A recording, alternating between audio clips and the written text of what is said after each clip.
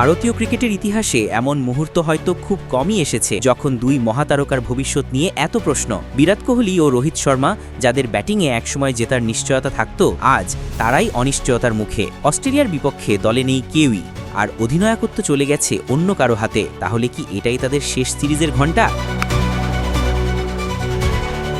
সব জল্পনা কল্পনার অবসান ঘটিয়ে ভারতীয় ক্রিকেট বোর্ড ঘোষণা করেছে অস্ট্রেলিয়ার বিপক্ষে ৩ ম্যাচের ওয়ানডে সিরিজের দল। কিন্তু সেই ঘোষণায় যেন নতুন এক বিতর্কের জন্ম দিল, কারণ এই দলে নেই ভারতীয় ক্রিকেটের দুই স্তম্ভ বিরাট কোহলি ও রোহিত শর্মা। অধিনায়কত্বের ব্যাটন গেছে তরুণ শুভমন গিলের হাতে, যা অনেকেই মনে করছেন একটা নতুন যুগের সূচনা। তবে প্রশ্নটা এখানেই, রোহিত ও বিরাটের অনুপস্থিতি কি শুধুই বিশ্রাম, নাকি এটি তাদের বিদায়ের পূর্বাভাস? প্রধান নির্বাচক অজিত আগারকার জানিয়েছেন, দুই তারকার কেউই এখনও ২০২৭ সালের বিশ্বকাপে খেলার ব্যাপারে কোনো স্পষ্ট সিদ্ধান্ত দেননি, অর্থাৎ এখনও তারা দোলাচলে আছেন। আর এই মন্তব্যই যেন ভারতীয় ক্রিকেট মহলে বাজিয়ে দিয়েছে শেষের ঘণ্টা।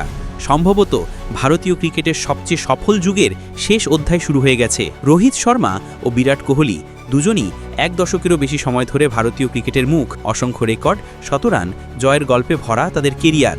কিন্তু সময় বদলেছে। টেস্ট ও টি-20 থেকে সরে দাঁড়ানোর পর এখন কেবল ওয়ানডেতেই খেলছেন তারা। কিন্তু কোচ ও নির্বাচক কমিটি মনে করছে, শুধু এক ফরম্যাটে খেলে এই দীর্ঘ সময় টিকে থাকা সহজ নয়। আর তাই আগারকার স্পষ্ট করে দিয়েছেন, যারা ভারতের হয়ে ওয়ানডে খেলতে চায় তাদের ঘরোয়া ক্রিকেটে খেলা বাধ্যতামূলক। এটা যেন এক প্রকার বার্তাই, অভিজ্ঞদের জন্য এখন জায়গা পাওয়া আগের চেয়ে অনেক কঠিন। অন্যদিকে তরুণদের উত্থান এখন স্পষ্ট। শুভমন গিল, ঋতুরাজ গায়কোয়াড়, ঈশান কিষান, শ্রেয়াস আইয়ার, এই প্রজন্মই এখন ভারতের ভবিষ্যৎ। অধিনায়কত্বের পরিবর্তন তাই শুধুই সিদ্ধান্ত নয়, বরং একটা দিক নির্দেশনা।